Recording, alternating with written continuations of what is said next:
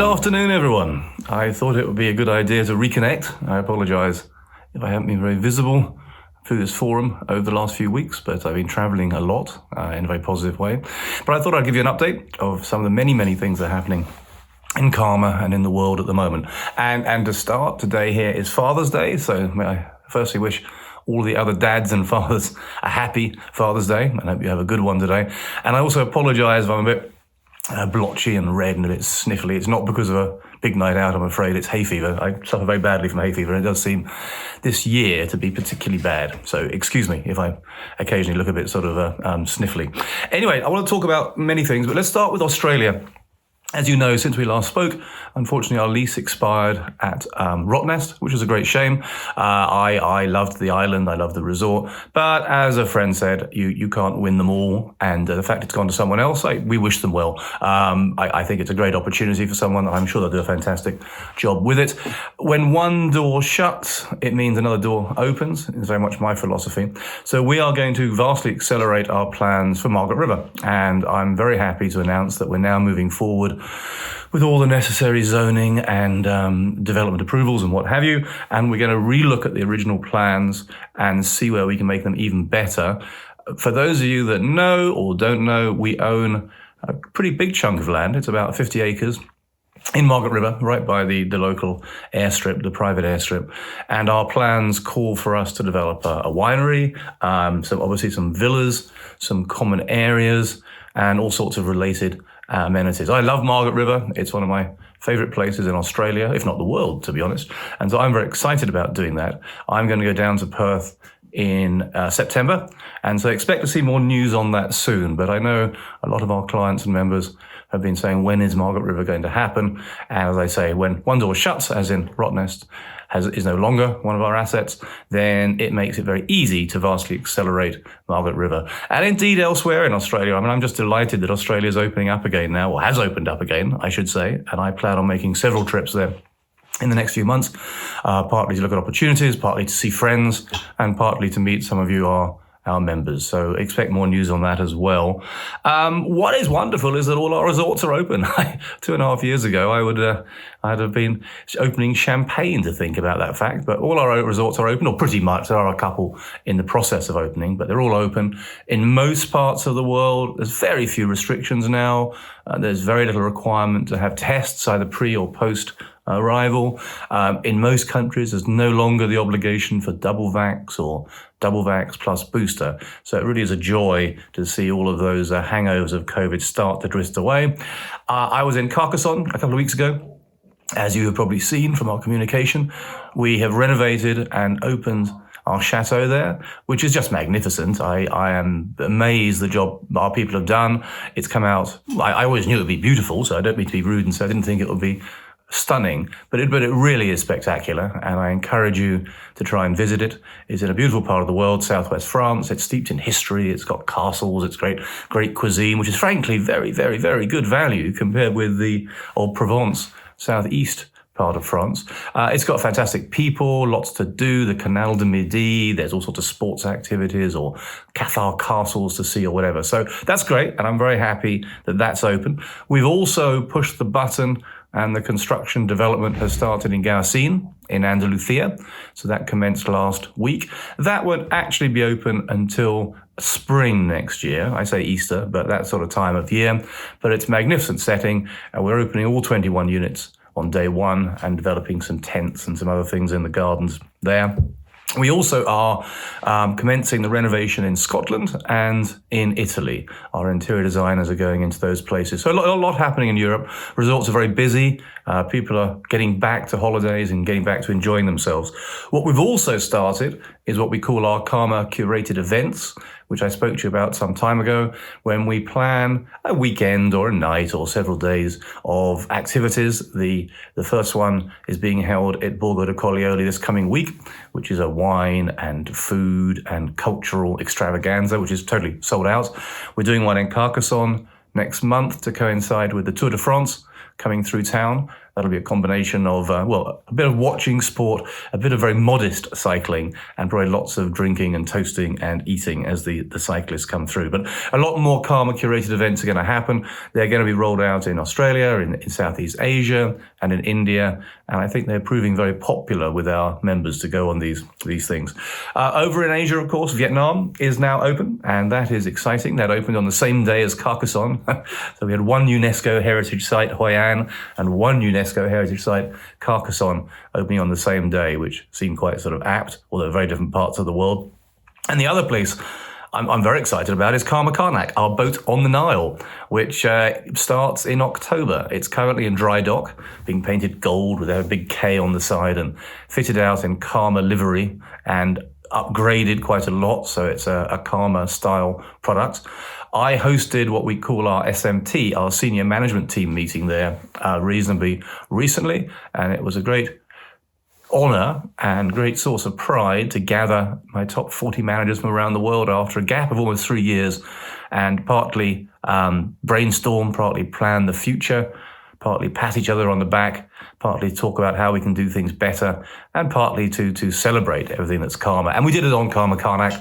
I'd like to say we took one for the team to test drive it for all our members, but it was a wonderful experience, and I think we all took a lot away from it. And I thoroughly recommend, if you want a holiday which is a bit different, but is magnificent and memorable, then take a cruise down the Nile, see the Valley of the Kings, see the Tomb of Tutankhamun and the Temple of Karnak and the Egyptian culture and everything that goes with it. So that begins from October. I'm expecting that to be extremely popular.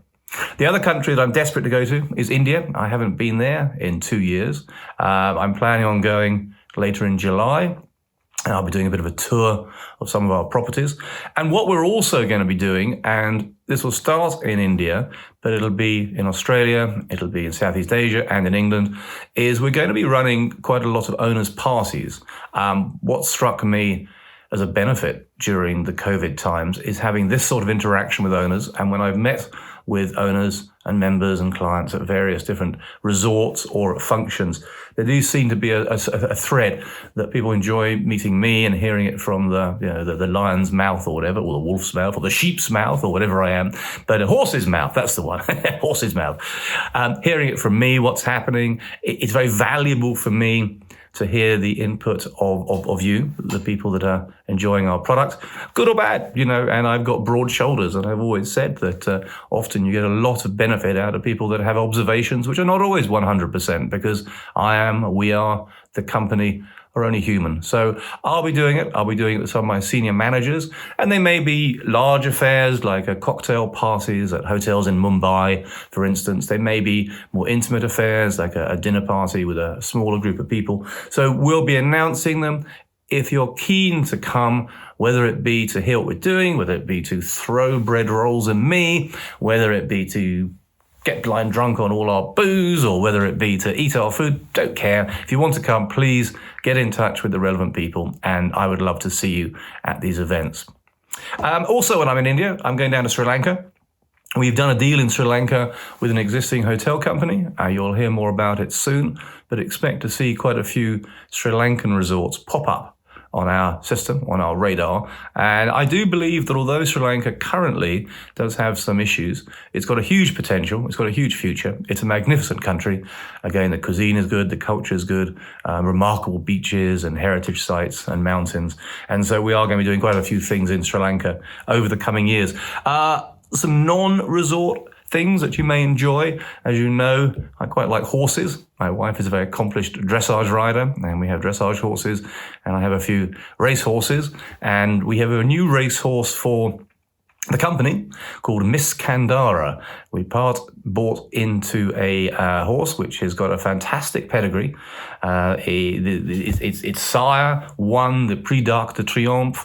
It was involved in a horse that won the Epsom Derby. So the pedigree is good.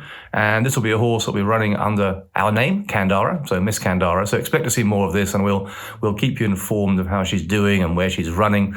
And we're going to be taking a large percentage of the winnings, hopefully winnings, and not losses, but winnings, and putting it into a pool to help renovate and do up and spend money on Kandara. And so Miss Kandara will have a positive impact on the resort. A couple of other things. I was very pleased to be asked by Cirque du Soleil to be part of their philanthropic drive. As you know, philanthropy is very big in my mind.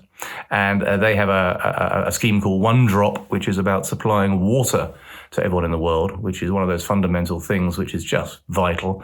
So we'll be contributing some weeks' accommodation. We'll be getting involved in some of their charity drives.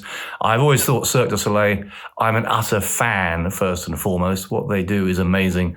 And the fact that they're now touring around the world again, I'll be the first in the line to buy tickets and go to them. And so very pleasing to be involved with them. And another thing, non-related, we are also now a sponsor of the Cheltenham Literature Festival. I'm very keen that we get involved in the arts. I'm very keen that we are all sports passionate fanatics. Of course we are. But I do like to spread our involvement into different areas. And I know many of our owners and clients also enjoy that. So we're sponsoring the Literary Festival. We'll be sponsoring various book launches and authors. We're going to be working with Mo Farah, who was the marathon runner, who has an extraordinary story. And he's publishing a book not only about his story, but also about our success and achievement and working hard and whatever. And we're also going to be working with Angela Hartnett, who's a very top chef in the United Kingdom. She's writing a book as well. And so we'll be getting in, I mean, food's a no-brainer, isn't it? So whether it be sport or food, it's still literature, but it's kind of on one edge of what we like. Anyway, that's a quick overview of what's happening. It's tremendously exciting that the world is getting back to normal in tourism. There are still problems with airlines and still problems with various capacity limiting factors around the world, but it is great. I'm very excited. I love traveling around. I'm looking forward to meeting many of you at our various owner events or indeed at our resorts, which I always enjoy bumping into clients at bars and sharing a drink and the odd yarn. Anyway, it's the toast today. So it has to be Father's Day related, doesn't it? I can toast to myself and all you other fathers out there. As you know, we make quite a lot of wine. We make a wine in Bordeaux, which I'm very proud of. We make it with a top winery, which I can never be allowed to say who it is, Lynch Barge. But it is a fantastic wine. And each year I go down and help blend it with their experts. I'm the idiot in the corner, and they obviously provide the expertise and sort of turn a blind eye when I do a wrong blend and change it afterwards. But it's a fantastic experience. And this last time in 2019, I actually went down with my father, and this has just been released, the 2019 Karma wine. You'll see it in our resorts popping up. And it's called Père et Fille, as in father and son in French. So that's me, and that's my dad, who's 92 years old. So we went down and we did the blending and put the wine together, the assemblage. So if the wine is good, thank my dad. If it's bad, blame me. I'll be seeing my dad tomorrow and we're popping open a few bottles of this. So I think we should have a toast to fathers everywhere. Happy Father's Day.